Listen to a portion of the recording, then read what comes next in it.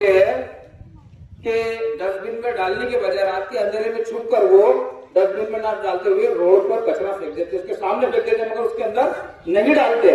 मगर कुछ स्कूल के बच्चे जो जागरूक है, जो समझदार है, वो आते हैं स्कूल जाते हैं, उनको कचरा सामने दिखता है और वो उठाते हैं, उस डस्टबिन में डालते हैं। इससे एक मैसेज आता है आपको कि अपने स्कूल को, अपने रोड को, अपने मोहल्लों को साफ रखो, सुथरा रखो, और कचरा जो है, जो नगर पालिका गाड़ी आती है या डस्टबिन, उसमें डालना चाहिए।